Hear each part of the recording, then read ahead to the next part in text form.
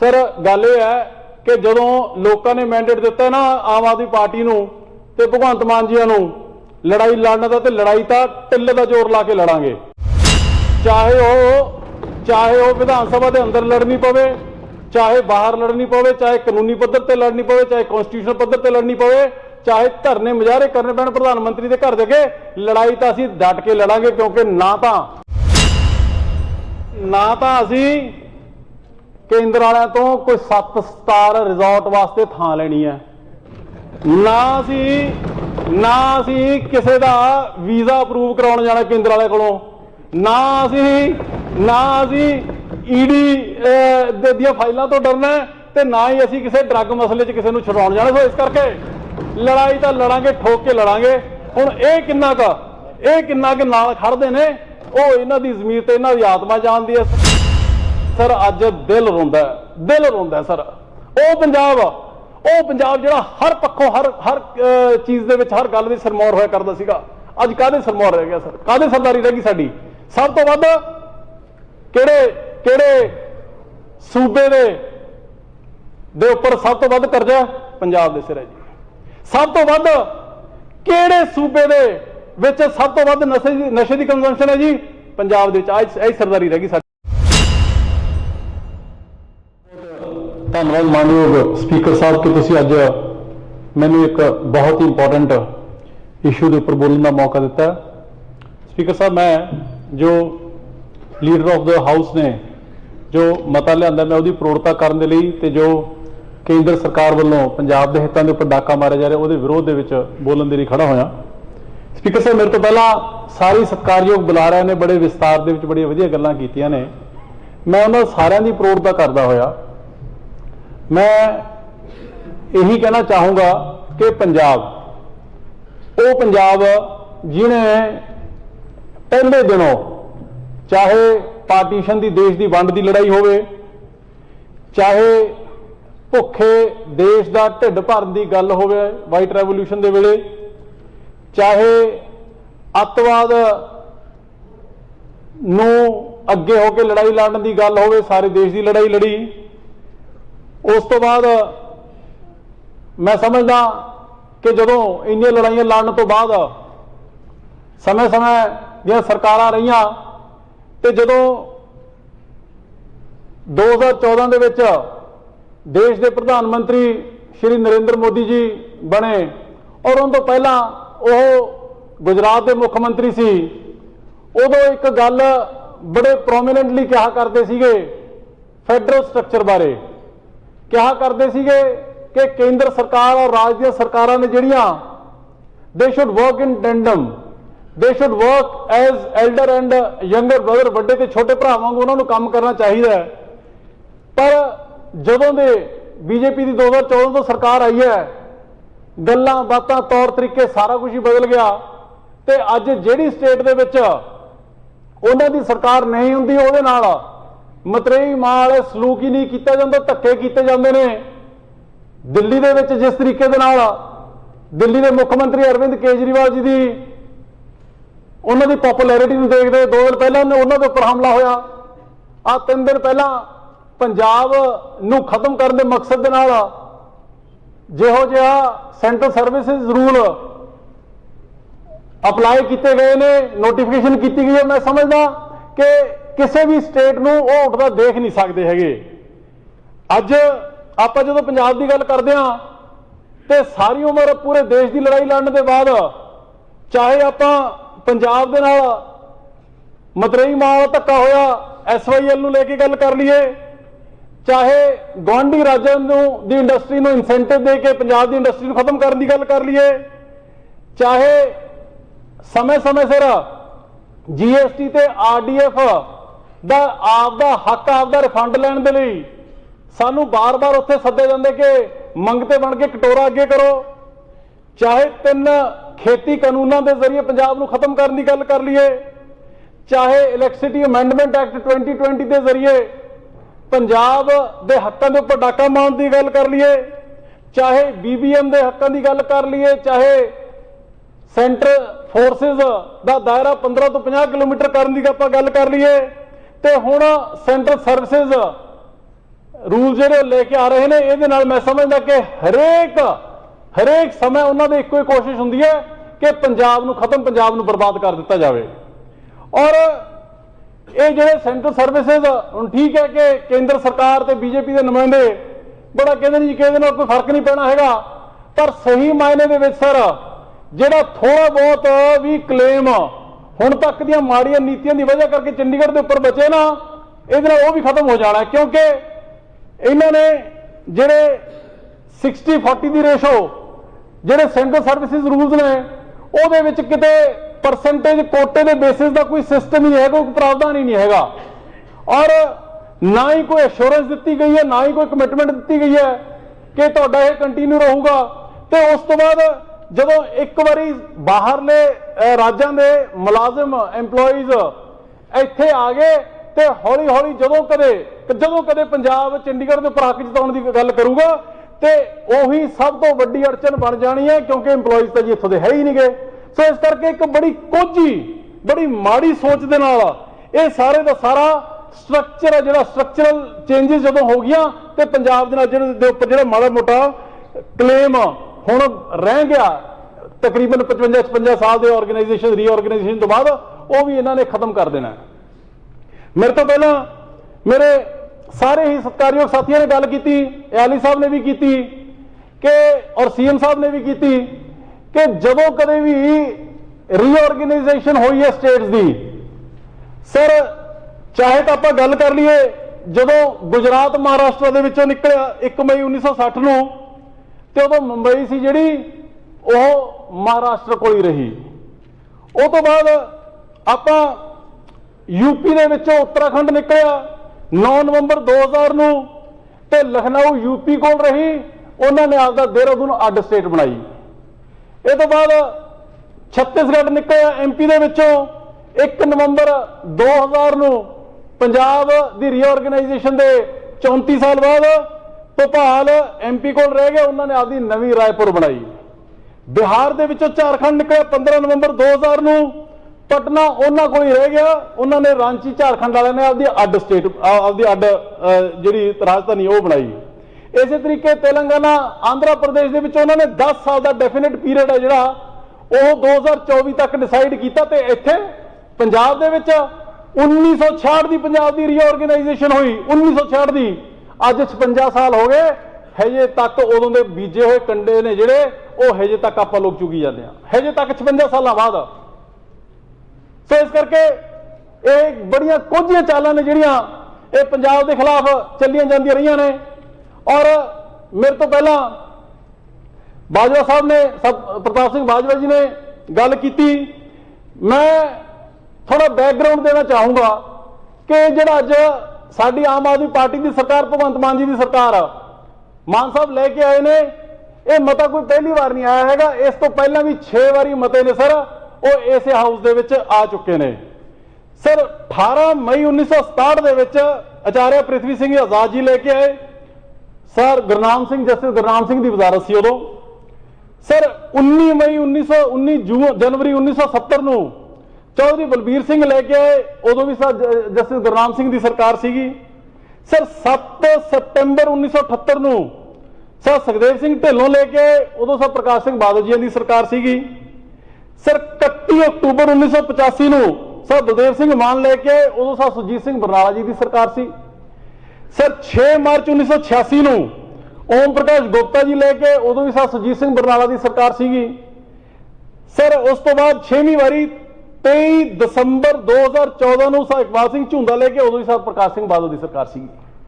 Sir ये 6 मते वो ने जिन्हां दे विच एक बार भी मेरे सत्कारयोग कांग्रेस के साथी गल कर रहे थे, एक बार भी मत जिहड़ा सर ये कांग्रेस की सरकार वेले नहीं आया हैगा, एक बार भी, नॉट इवन सिंगल वंस। मता पैंदा रहा उपर केंद्र दे विच 4 बारी इन्हां समय दौरान कांग्रेस की सरकार सीगी, जिस 2 बारी इंदिरा गांधी जी की, राजीव गांधी जी की और डॉक्टर मनमोहन सिंह की सरकार रही।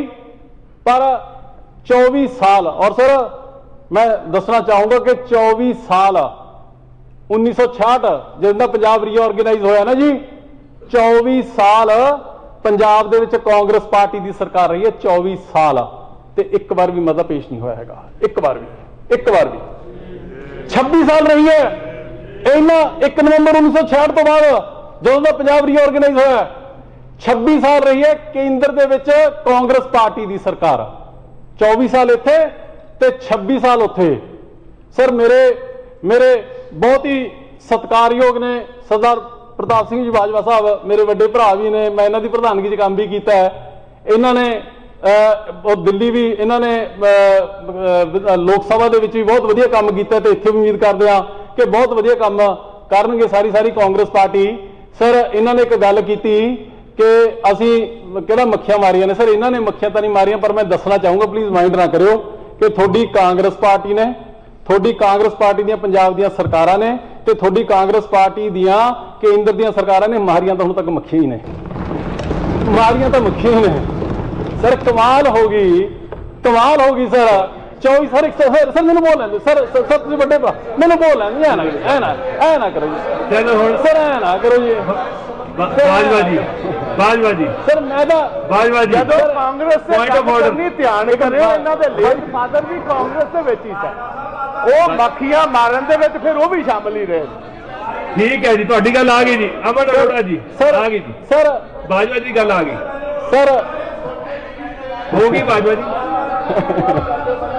ਤੁਹਾਡੀ ਗੱਲ ਆ ਗਈ ਜੀ। ਹੁਣ ਮੈਂ ਨਹੀਂ ਗਈ ਜੀ ਇੱਥੇ। ਸਰ ਹਾਂ ਸਰ ਜੇ ਅਮਨ ਅਰੋੜਾ ਜੀ ਸਰ ਮੈਂ ਤਾਂ ਕਹਿਣ ਤੋਂ ਪਹਿਲੇ ਗੁਸਤਾਖੀ ਮੰਗ ਲਈ। ਮਾਨਯੋਗ ਮੈਂਬਰਾਂ ਨੂੰ ਬੇਨਤੀ ਕੀਤੀ ਹੈ ਨਾ, ਹਾਊਸ ਦਾ ਆਰਡਰ ਬਣਾ ਕੇ ਰੱਖੋ। ਬਾਜਵਾ ਜੀ ਤੁਸੀਂ ਸਨਮਾਨਯੋਗ ਮੈਂਬਰ ਹੋ, ਸਰ ਮੈਂ ਤਾਂ ਬੋਲ ਚੁੱਕੇ ਹੋ। ਸਰ ਮੈਂ ਤਾਂ ਸਰ ਤੁਸੀਂ ਸਨਮਾਨਯੋਗ ਮੈਂਬਰ ਹੋ। ਬਾਜਵਾ ਜੀ ਅੱਛਾ ਸਦਨ ਨੂੰ ਚੱਲਣ ਦਿਓ। ਸਰ ਗੱਲ ਇਹ ਨਹੀਂ ਹੈ ਜੀ। ਸਰ ਇੱਕ ਗੱਲ ਹੋਰ ਹੋਈ ਜੀ, ਇੱਕ ਗੱਲ ਇਹ ਹੋਈ ਕਿ ਅੱਜ ਜੀ 1 ਅਪ੍ਰੈਲ ਵਾਲੇ ਦਿਨ ਬੜਾ ਨਾਨ ਸੀਰੀਅਸ ਡੇ ਹੈ ਜੀ, ਉਸ ਦਿਨ ਮਤਾ ਕਿਉਂ ਲੈ ਕੇ ਆਉਂਦਾ।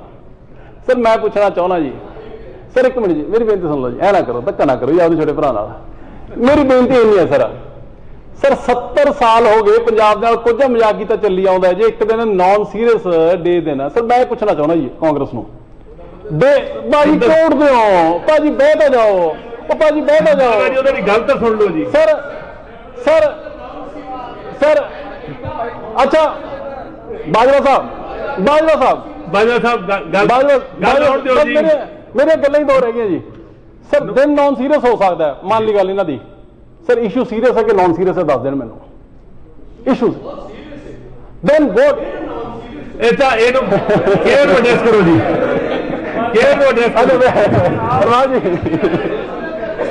ਮੈਂ ਮਾਨਯੋਗ ਮੈਂਬਰਾਂ ਨੂੰ ਬੇਨਤੀ ਕਰਦਾ ਕਿ ਬਹਿਸ ਨੂੰ ਅੱਗੇ ਚੱਲਣ ਦਈਏ। ਸਰ ਜੀ ਅਮਨ ਜੀ ਚੇਅਰ ਨੂੰ ਐਡਰੈਸ ਕਰੋ। ਹਾਂ ਸਰ ਮੈਂ ਤਾਂ ਚੇਅਰ ਨੂੰ ਐਡਰੈਸ ਕਰਨਾ। ਸਰ ਬਾਜਵਾ ਸਾਹਿਬ ਦੀ ਨਜ਼ਰ ਇਨਾਇਤ ਹੋ ਜਾਂਦੀ, ਮੇਰੇ ਨਾਲ ਬਹੁਤ ਜ਼ਿਆਦਾ ਪਿਆਰ ਕਰਦੇ ਨੇ, ਮੈਂ ਤਾਂ ਇਸੇ ਕਰਕੇ ਡਿਸਟਰਬ ਹੋ ਜਾਂਦਾ। ਸਰ ਮੇਰੀ ਬੇਨਤੀ ਸਰ ਇੰਨੀ ਹੈ ਕਿ 24 ਸਾਲ ਇਹਨਾਂ ਦੀ ਸਰਕਾਰ ਉਰੇ ਰਹੀ ਹੈ ਤੇ 26 ਸਾਲ ਇਹਨਾਂ ਦੀ ਸਰਕਾਰ ਰਹੀ ਹੈ ਕੇਂਦਰ ਦੇ ਵਿੱਚ, ਤੇ ਅੱਜ ਹਜੇ ਭਗਵੰਤ ਮਾਨ ਜੀ ਦੀ ਸਰਕਾਰ ਬਣੀ ਨੂੰ 24 ਦਿਨ ਹੋਏ ਨਹੀਂ ਹੈਗੇ ਤੇ ਇਹ ਮਤਾ ਅਸੀਂ ਲਿਆਂਦਾ।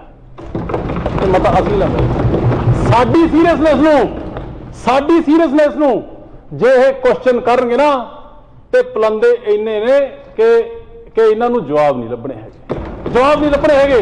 ਸੋ ਮੇਰੀ ਤੁਹਾਨੂੰ ਬੇਨਤੀ ਇੰਨੀ ਹੈ, ਇੱਕ ਗੱਲ ਹੋਰ ਕੀਤੀ ਗਈ ਹੈ ਕਿ SYL ਦੀ ਗੱਲ ਹੋਈ ਹੈ, ਠੀਕ ਹੈ, ਬਹੁਤ ਚੰਗੀ ਗੱਲ ਹੈ। ਸਰ ਮੈਂ ਤੁਹਾਨੂੰ ਕਾਂਗਰਸ ਪਾਰਟੀ ਵੱਲੋਂ ਗੱਲ ਆਈ ਹੈ ਕਿ SYL ਦੀ ਗੱਲ ਹੋਣੀ ਚਾਹੀਦੀ ਹੈ। ਸਰ ਮੈਂ ਤੁਹਾਨੂੰ ਹੱਥ ਜੋੜ ਕੇ ਰਿਕੁਐਸਟ ਕਰੂੰਗਾ ਕਿ ਇੱਕ ਸਪੈਸ਼ਲ ਸੈਸ਼ਨ ਹੈ ਨਾ ਜੀ, ਉਹ SYL ਦੇ ਉੱਪਰ ਹੀ ਰੱਖ ਲਈਏ। SYL ਦੇ ਉੱਪਰ ਹੀ, ਕਿਉਂਕਿ ਇਹ ਇੱਕ ਪਾਣੀ ਚ ਮਧਾਣੀ 60 ਸਾਲ ਹੋ ਗਏ ਇਹੋ ਜਿਹੀ ਪਾ ਕੇ ਰੱਖੀ ਹੈ ਕਿ ਉਹਦੇ ਉੱਪਰ ਹੀ ਕਈ ਵਾਰੀ ਸਰਕਾਰਾਂ ਬਣ ਲੀਆਂ, ਕਈ ਵਾਰੀ ਢਹਿ ਲੀਆਂ, ਪਤਨਾਲਾ ਉੱਥੇ ਦਾ ਉੱਥੇ। ਸਰ ਜਦੋਂ ਪੁੱਛਿਆ ਜਾਊਗਾ ਨਾ ਕਿ 24/3/76 ਨੂੰ ਕਿਉਂ ਕਾਂਗਰਸ ਦੀ ਸਰਕਾਰ ਨੇ ਇਹਦੀ ਨੋਟੀਫਿਕੇਸ਼ਨ ਕੀਤੀ ਸੀ, ਕਿਉਂ ਸਟੇਚਰੀ ਆਰਡਰ ਜਿਹੜਾ ਕੀਤਾ ਸੀਗਾ, ਸਰ ਜਦੋਂ ਪੁੱਛਿਆ ਜਾਊਗਾ ਨਾ ਕਿ 20/2/78 ਨੂੰ ਕਿਉਂ ਲੈਂਡ ਐਕੁਜੀਸ਼ਨ ਦਾ ਆਰਡਰ ਜਿਹੜਾ ਉਦੋਂ ਸਰ ਪ੍ਰਕਾਸ਼ ਸਿੰਘ ਬਾਦਲ ਜੀ ਦੀ ਸਰਕਾਰ ਵੱਲੋਂ ਕੀਤਾ ਗਿਆ ਸੀਗਾ। ਸਰ ਜਦੋਂ ਇਹਨਾਂ ਨੂੰ ਪੁੱਛਿਆ ਜਾਊਗਾ ਨਾ ਕਿ 4/7/78 ਨੂੰ ਕਿਉਂ ਬਾਦਲ ਸਾਹਿਬ ਨੇ ਹਰਿਆਣਾ ਤੋਂ 3 ਕਰੋੜ ਰੁਪਏ SYL ਵਾਸਤੇ ਮੰਗੇ ਸੀਗੇ, ਸਰ ਜਦੋਂ ਇਹਨਾਂ ਨੂੰ ਪੁੱਛਾਂਗੇ ਨਾ ਤੇ 31/7/79 ਨੂੰ 79 ਨੂੰ ਕਿਉਂ ਹਰਿਆਣਾ ਤੋਂ 1 ਕਰੋੜ ਰੁਪਏ ਜਿਹੜਾ ਆਇਆ ਸੀਗਾ ਉਹ ਰਿਸੀਵ ਕੀਤਾ ਸੀਗਾ ਪੰਜਾਬ ਨੇ। ਸਰ ਜਦੋਂ ਇਹਨਾਂ ਨੂੰ ਪੁੱਛਾਂਗੇ ਕਿ 31/12/1981 ਨੂੰ ਕਿਉਂ ਟ੍ਰਾਈਪਾਰਟੀਟ ਐਗਰੀਮੈਂਟ ਹੋਇਆ ਸੀਗਾ ਤੇ ਉਸ ਟ੍ਰਾਈਪਾਰਟੀਟ ਐਗਰੀਮੈਂਟ ਦੇ ਵਿੱਚ ਪੰਜਾਬ, ਹਰਿਆਣਾ ਤੇ ਰਾਜਸਥਾਨ ਜਿਹੜੇ ਤਿੰਨਾਂ ਸਟੇਟਾਂ ਦੇ ਮੁੱਖ ਮੰਤਰੀ ਕਾਂਗਰਸ ਦੇ ਸੀਗੇ ਤੇ ਕੇਂਦਰ ਦੇ ਵਿੱਚ ਪ੍ਰਧਾਨ ਮੰਤਰੀ ਵੀ ਕਾਂਗਰਸ ਦੇ ਸੀਗੇ, ਉਦੋਂ ਟ੍ਰਾਈਪਾਰਟੀਟ ਐਗਰੀਮੈਂਟ ਹੈ ਜਿਹੜਾ ਉਹ ਕਾਂਗਰਸ ਪਾਰਟੀ ਨੇ ਕਿਉਂ ਕੀਤਾ।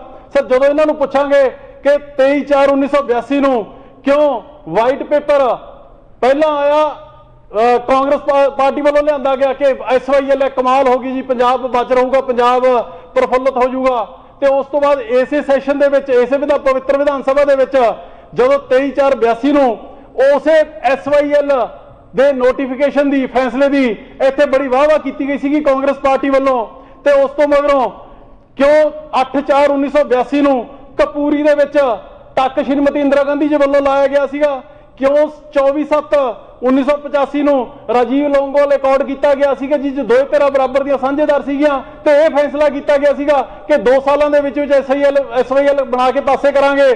ਤੇ ਸਰ ਉਹ ਤੋਂ ਪਹਿਲਾਂ ਇੱਕ ਵਾਰੀ 1977 ਦੇ ਵਿੱਚ ਇੱਕ ਵਾਰੀ ਹਾਈ ਕੋਰਟ ਦੇ ਵਿੱਚ ਕੇਸ ਕੀਤਾ ਸੀਗਾ, 78 ਸੈਕਸ਼ਨ ਨੂੰ ਚੈਲੰਜ ਕੀਤਾ ਸੀਗਾ, ਤੇ ਉਦੋਂ ਵੀ ਕਾਂਗਰਸ ਪਾਰਟੀ ਦੇ ਮੁੱਖ ਮੰਤਰੀ ਸਾਹਿਬ ਦਰਬਾਰਾ ਸਿੰਘ ਨੇ ਕੇਸ ਨੂੰ ਵਾਪਸ ਲੈ ਲਿਆ ਸੀਗਾ। ਮੇਰੀ ਬੇਨਤੀ ਤੁਹਾਨੂੰ ਇਹ ਹੈ ਕਿ ਰੱਖੋ, ਸਪੈਸ਼ਲ ਸੈਸ਼ਨ ਰੱਖੋ, ਔਰ ਰੱਖਣਾ ਬਣਦਾ ਤਾਂ ਕਿ ਲੋਕਾਂ ਦੇ ਅੱਗੇ ਦੁੱਧ ਦਾ ਦੁੱਧ, ਪਾਣੀ ਜਿਹੜਾ ਪਾਣੀ ਦਾ ਪਾਣੀ ਹੋ ਸਕੇ। ਸਰ ਮੇਰੀ ਬੇਨਤੀ ਇਹ ਹੈ ਕਿ ਲੋਕਾਂ ਨੇ, ਮੈਂ ਕਰਦੇ ਸਰ ਕਨਕਲੂਡ ਕਰ ਰਿਹਾ, ਸੋ ਮੇਰੀ ਬੇਨਤੀ ਤੁਹਾਨੂੰ ਸਰ ਇਹ ਹੈ ਕਿ ਬਹੁਤ ਲੰਮਾ ਸਮਾਂ ਹੋ ਗਿਆ ਔਰ ਮਤੇ ਦੀ ਗੱਲ ਕੀਤੀ ਗਈ, ਮਤਾ ਕਹਿੰਦੇ ਕਿ ਇੱਥੇ ਆ ਜਾਂਦਾ, ਇੱਥੇ ਰੁਕ ਜਾਂਦਾ, ਮੁੜ ਕੇ ਗਾਹਾਂ ਜਾਂਦਾ ਨਹੀਂ ਹੈਗਾ। ਸਰ ਗੱਲ ਇਹ ਹੈ ਕਿ ਜਦੋਂ ਲੋਕਾਂ ਨੇ ਮੈਂਡੇਟ ਦਿੱਤਾ ਨਾ ਆਮ ਆਦਮੀ ਪਾਰਟੀ ਨੂੰ ਤੇ ਭਗਵੰਤ ਮਾਨ ਜੀਆਂ ਨੂੰ ਲੜਾਈ ਲੜਨ ਦਾ, ਤੇ ਲੜਾਈ ਤਾਂ ਟਿੱਲੇ ਦਾ ਜ਼ੋਰ ਲਾ ਕੇ ਲੜਾਂਗੇ, ਚਾਹੇ ਉਹ ਵਿਧਾਨ ਸਭਾ ਦੇ ਅੰਦਰ ਲੜਨੀ ਪਵੇ, ਚਾਹੇ ਬਾਹਰ ਲੜਨੀ ਪਵੇ, ਚਾਹੇ ਕਾਨੂੰਨੀ ਪੱਧਰ ਤੇ ਲੜਨੀ ਪਵੇ, ਚਾਹੇ ਕਨਸਟੀਟਿਊਸ਼ਨਲ ਪੱਧਰ ਤੇ ਲੜਨੀ ਪਵੇ, ਚਾਹੇ ਧਰਨੇ ਮੁਜ਼ਾਹਰੇ ਕਰਨੇ ਪੈਣ ਪ੍ਰਧਾਨ ਮੰਤਰੀ ਦੇ ਘਰ ਦੇ ਅੱਗੇ, ਲੜਾਈ ਤਾਂ ਅਸੀਂ ਡਟ ਕੇ ਲੜਾਂਗੇ, ਕਿਉਂਕਿ ਨਾ ਤਾਂ ਅਸੀਂ ਕੇਂਦਰ ਵਾਲਿਆਂ ਤੋਂ ਕੋਈ 7 ਸਟਾਰ ਰਿਜ਼ੋਰਟ ਵਾਸਤੇ ਥਾਂ ਲੈਣੀ ਹੈ, ਨਾ ਅਸੀਂ ਕਿਸੇ ਦਾ ਵੀਜ਼ਾ ਅਪਰੂਵ ਕਰਾਉਣ ਜਾਣਾ ਕੇਂਦਰ ਵਾਲਿਆਂ ਕੋਲੋਂ, ਨਾ ਅਸੀਂ ED ਦੀਆਂ ਫਾਈਲਾਂ ਤੋਂ ਡਰਨਾ, ਤੇ ਨਾ ਹੀ ਅਸੀਂ ਕਿਸੇ ਡਰੱਗ ਮਸਲੇ 'ਚ ਕਿਸੇ ਨੂੰ ਛੁਡਾਉਣ ਜਾਣਾ। ਸੋ ਇਸ ਕਰਕੇ ਲੜਾਈ ਤਾਂ ਲੜਾਂਗੇ, ਠੋਕ ਕੇ ਲੜਾਂਗੇ। ਹੁਣ ਇਹ ਕਿੰਨਾ ਕੁ ਨਾਲ ਖੜਦੇ ਨੇ ਉਹ ਇਹਨਾਂ ਦੀ ਜ਼ਮੀਰ ਤੇ ਇਹਨਾਂ ਦੀ ਆਤਮਾ ਜਾਣਦੀ ਹੈ। ਸਰ ਅੱਜ ਦਿਲ ਰੋਂਦਾ ਸਰ। ਉਹ ਪੰਜਾਬ ਜਿਹੜਾ ਹਰ ਪੱਖੋਂ ਹਰ ਚੀਜ਼ ਦੇ ਵਿੱਚ, ਹਰ ਗੱਲ ਦੀ ਸਰਮੌਰ ਹੋਇਆ ਕਰਦਾ ਸੀਗਾ, ਅੱਜ ਕਾਹਦੇ ਸਰਮੌਰ ਰਹਿ ਗਿਆ ਸਰ? ਕਾਹਦੇ ਸਰਦਾਰੀ ਰਹਿ ਗਈ ਸਾਡੀ? ਸਭ ਤੋਂ ਵੱਧ ਕਿਹੜੇ ਸੂਬੇ ਦੇ ਉੱਪਰ ਸਭ ਤੋਂ ਵੱਧ ਕਰਜ਼ਾ ਪੰਜਾਬ ਦੇ ਸਿਰ ਹੈ ਜੀ। ਸਭ ਤੋਂ ਵੱਧ ਕਿਹੜੇ ਸੂਬੇ ਦੇ ਵਿੱਚ ਸਭ ਤੋਂ ਵੱਧ ਨਸ਼ੇ ਦੀ ਕੰਜ਼ੰਪਸ਼ਨ ਹੈ ਜੀ? ਪੰਜਾਬ ਦੇ ਵਿੱਚ। ਇਹ ਸਰਦਾਰੀ ਰਹਿ ਗਈ ਸਾਡੀ, ਸਰਮੌਰਾਂ ਸੀ। ਕਿਹੜੇ ਸੂਬੇ ਦੇ ਬੱਚੇ ਆਪਦਾ ਘਰ-ਬਾਰ ਛੱਡ ਕੇ ਸਾਰਾ ਕੁਝ ਵੇਚ ਵੱਟ ਕੇ ਬਾਹਰਲੇ ਮੁਲਕਾਂ ਨੂੰ ਭੱਜ ਰਹੇ ਨੇ ਜੀ? ਇਹਦੇ ਸਰਦਾਰੀ ਰਹਿ ਗਈ ਸਾਡੀ ਸਰ। ਉਹ ਪੰਜਾਬ ਜਿਹੜਾ ਹਰ ਟਾਈਮ ਹਰ ਕੰਮ ਦੇ ਸਰਮੌਰ ਹੋਇਆ ਕਰਦਾ ਸੀ। ਸੋ ਮੇਰੀ ਬੇਨਤੀ ਇੰਨੀ ਹੈ ਕਿ ਲੜਾਈ ਤਾਂ ਜੀ ਇਹ ਲੜਾਂਗੇ, ਤਕੜੇ ਹੋ ਕੇ ਲੜਾਂਗੇ ਔਰ ਜਿੱਤਾਂਗੇ, ਕਿਉਂਕਿ ਸਹੀ ਔਰ ਚੰਗੀਆਂ ਸਾਫ਼ ਨੀਤਾਂ ਨੂੰ ਭਾਗ ਹੁੰਦੇ ਨੇ ਤੇ ਨੀਤਾਂ ਸਾਡੀਆਂ ਸਾਫ਼ ਨੇ। ਲੜਾਈ 'ਚ ਕੋਈ ਕਸਰ ਨਹੀਂ ਰਹੂਗੀ। ਬਾਕੀ ਬਾਬੇ ਨਾਨਕ ਦੀ ਮਿਹਰ। ਸੋ ਇਹਨਾਂ ਸ਼ਬਦਾਂ ਤੁਹਾਡਾ ਸਾਰਿਆਂ ਦਾ ਬਹੁਤ ਬਹੁਤ ਧੰਨਵਾਦ। ਇਨਕਲਾਬ ਜ਼ਿੰਦਾਬਾਦ। ਬਹੁਤ ਧੰਨਵਾਦ।